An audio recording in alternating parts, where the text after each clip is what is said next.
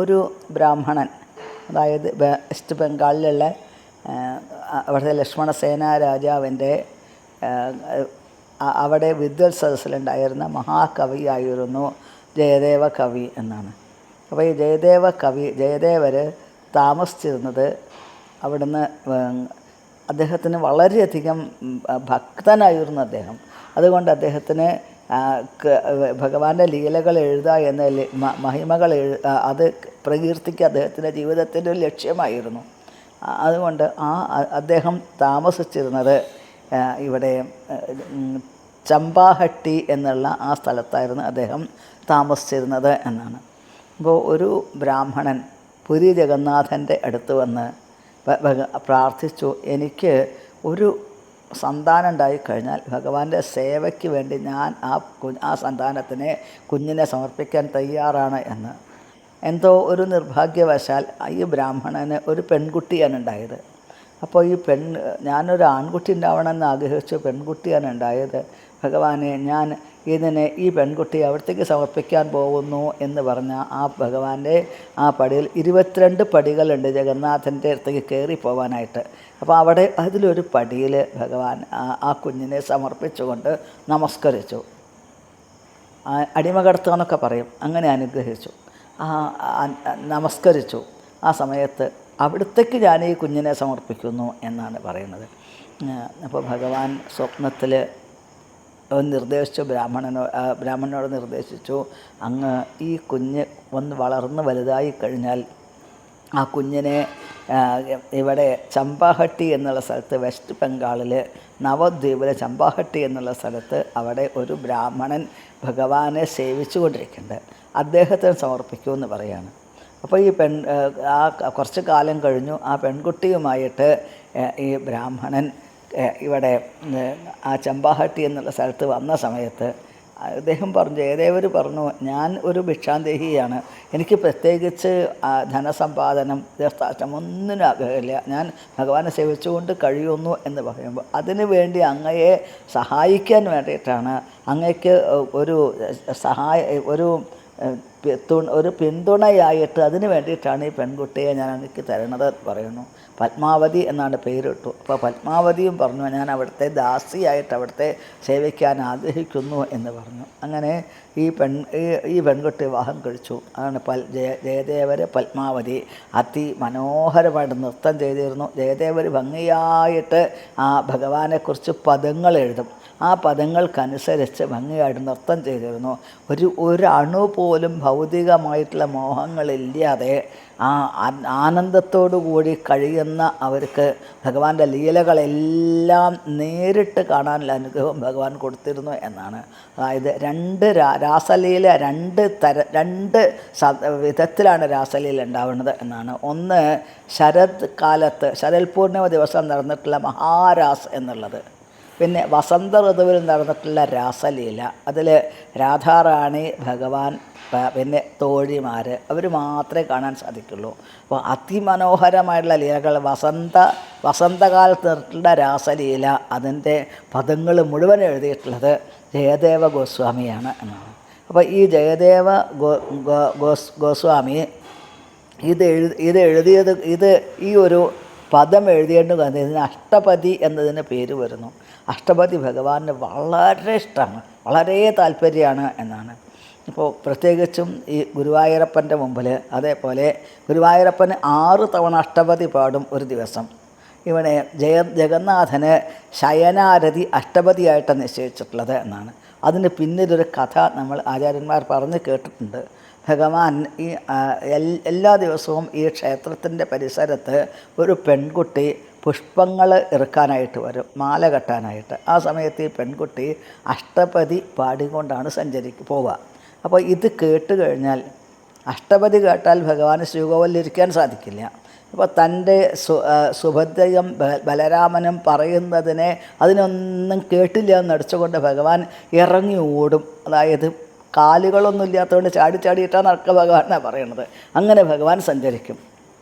എല്ലാ ദിവസവും ഭഗവാന്റെ ശരീരം മുഴുവൻ മണ്ണും ചളിയും നിറഞ്ഞിട്ടുണ്ടാവും. പിന്നെ ശരീരത്തിലെ വസ്ത്രങ്ങളൊക്കെ കീറിയിട്ടുണ്ടാവും.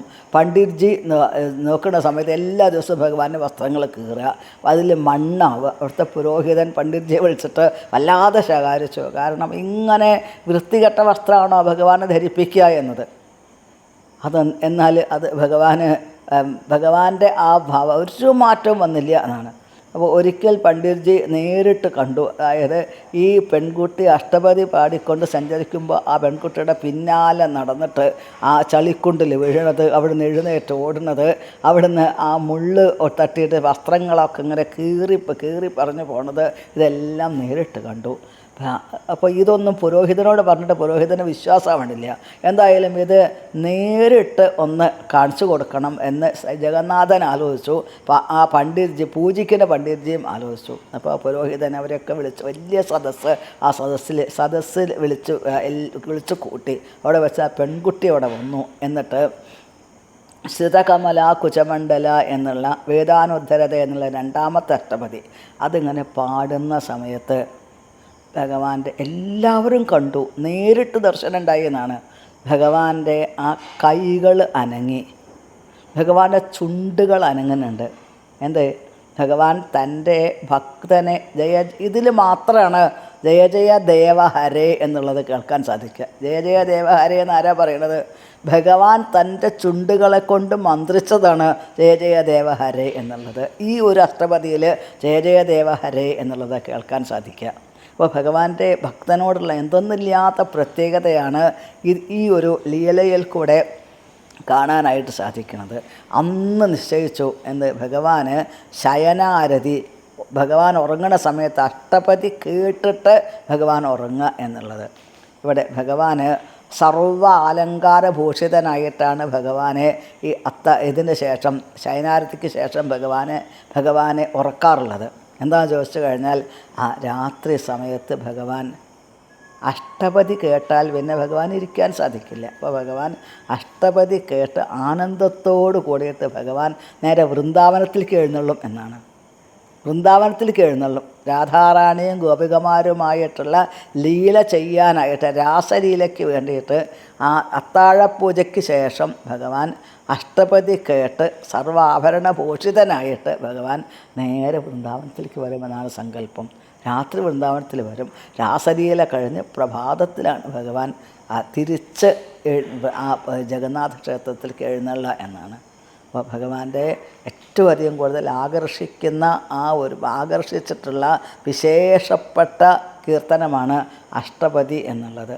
അതേ അഷ്ടപതി തന്നെയാണ് ശ്രീ ഗുരുവായൂരപ്പൻ്റെ സാന്നിധ്യത്തിൽ 6 തവണ പാടുന്നത്. അപ്പോൾ ആലോചിച്ച് നോക്കൂ, ട്രഡീഷണലായിട്ട് നമ്മൾ പരമ്പരാഗതമായിട്ടുള്ള ആ ചടങ്ങുകൾ നിലനിൽക്കുന്ന ഏറ്റവും രണ്ട് മഹാക്ഷേത്രങ്ങളാണുള്ളത്.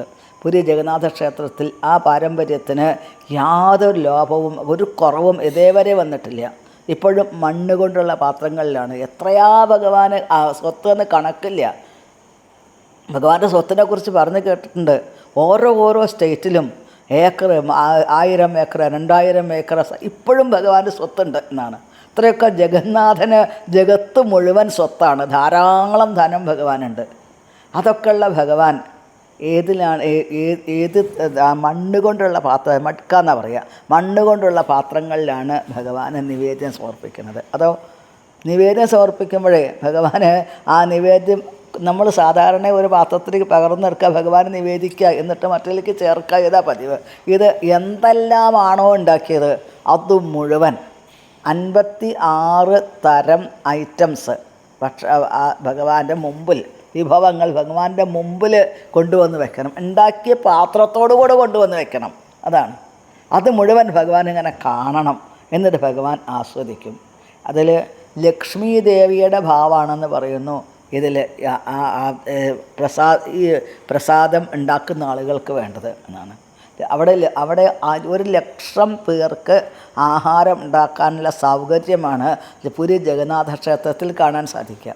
അവിടെ ലക്ഷ്മി ദേവിയാണ് ഭഗവാന് വേണ്ട ആഹാരം പാകം ചെയ്യുന്നത്. അപ്പോൾ ലക്ഷ്മീദേവിയുടെ ഭാവത്തോടു കൂടിയിട്ടാണ് ഇപ്പോൾ അവിടുത്തെ അവിടുത്തെ പണ്ഡിറ്റ്ജിമാർ, ഭഗവാൻ അവിടെ ജോലി ചെയ്യുന്നവർ, ഭഗവാൻ സേവ ചെയ്യുന്നവർ ഭഗവാൻ ആഹാരം പാകം ചെയ്യുന്നത്.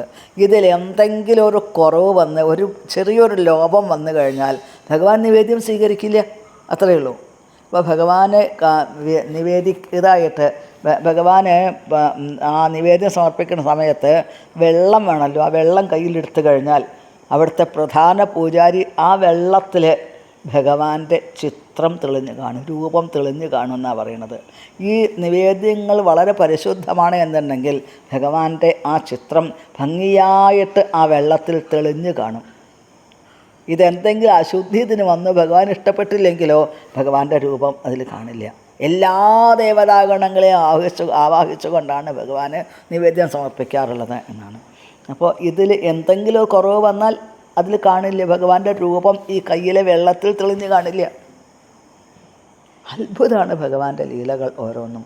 ഇപ്പോൾ വെള്ളം കിണറിൽ നിന്ന് കോരിയെടുക്കുക, വെള്ളം ജഗന്നാഥൻ്റെ ക്ഷേത്രത്തിൽ വെള്ളം കിണറിൽ നിന്ന് കോരിയെടുക്കുക പതിവ്, അല്ലാതെ അത് ബക്കറ്റ് വെച്ച് കോരിയിട്ടെടുക്കുക. പരമ്പരാഗതമായിട്ട് അന്ന് ബ്രഹ്മാവ് പ്രതിഷ്ഠിക്കുന്ന സമയത്ത് എങ്ങനെയാണോ അവിടെ നിവേദ്യങ്ങൾ സമർപ്പിച്ചത് അതേപോലെ ഇന്നും തുടർന്നു കൊണ്ടിരിക്കുന്നു. അതുകൊണ്ട് തന്നെ ഈ പുരി ജഗന്നാഥൻ്റെ പ്രസാദത്തിന് വളരെ പ്രാധാന്യമുണ്ട്. എത്ര കാലം ഇരുന്നാലും ആ പ്രസാദത്തിന് ഒരു കേടും വരില്ല. ഞാൻ കഴിഞ്ഞ തവണ വൃന്ദാവനത്തിൽ പോയ സമയത്ത് അവിടെ ചരൺ സരോജ് ദാസ് പ്രഭുവിൻ്റെ ഗൃഹത്തിലാണ്, അവിടെയാണ് താമസിച്ചിരുന്നത്. അപ്പോൾ അന്നൊരു ഏകാദശി വന്നു. ആ ഏകാദശി ദിവസം പിറ്റേ ദിവസം ദ്വാദശി പാരണ നടത്താനായിട്ട് ജഗന്നാഥൻ്റെ നിവേദ്യമാണ് പ്രസാദം എന്ന് പറഞ്ഞത്. എന്താ അവിടെ നിവേദിച്ച ചോറ്, റൈസ്, അതാണ്. അതോ 6 മാസമായി കൊണ്ടുവച്ചിട്ടെന്നാണ് പറയണത്. അതേപോലെ ഇരിക്കുന്നു, യാതൊരു കേടില്ല. അതേപോലെ തന്നെ അരിയായിട്ടത് മാറിയിട്ടുണ്ട്, ഒരു കേടും വരുന്നില്ല. കാരണം ഭഗവാൻ സകല ദേവതാഗണങ്ങളും ഒന്നിച്ചു ചേർന്ന് മഹാപ്രസാദമാണ് ഭഗവാൻ. ആനന്ദബസാർ എന്നാണ് പ്രസാദം കൊടുക്കുന്ന സ്ഥലത്തിന് പറയുക. അവിടെ ഓരോ മണിക്കൂർ കൂടുമ്പോഴും അവിടെ നിവേദ്യങ്ങൾ ഉണ്ടാക്കിക്കൊണ്ടിരിക്കുന്നു. 7 തവണ ഒരു ദിവസം 56 തരം വിഭവങ്ങൾ 7 തവണ നിവേദിക്കും ജഗന്നാഥസ്വാമിക്ക് എന്നാണ്. അവിടെ വരുന്ന ആരും ആഹാരം കഴിക്കാതെ പോകരുത് എന്നാണ്. നാമം ജപിക്കാൻ ആളുകൾക്ക് ഇഷ്ടമുണ്ടാവില്ല എന്ന് വരാം, അതേപോലെ ഭാഗവതം വായിക്കാൻ ഇഷ്ടമുണ്ടായില്ല എന്ന് വരാം, ക്ഷേത്രത്തിൽ പോകാൻ ഇഷ്ടമുണ്ടായില്ല എന്ന് വരാം. പക്ഷേ ഭക്ഷണം കഴിക്കാൻ ഇഷ്ടമില്ലാത്തവരാരും ഉണ്ടാവില്ലല്ലോ. അപ്പോൾ ആ നിവേദ്യം കൊടുത്തിട്ട് ആളുകളെ ഭഗവാന്റെ ഭക്തന്മാരാക്കുക, ഇതാണ് ജഗന്നാഥൻ്റെ ഏറ്റവും വലിയ ലീല. ഹരേ കൃഷ്ണ. നമോ ബ്രഹ്മണ്യദേവായ ഗോബ്രാഹ്മണഹിതായ ച ജഗദ്ധിതായ കൃഷ്ണായ ഗോവിന്ദായ നമോ നമഃ. ഹരേ കൃഷ്ണ.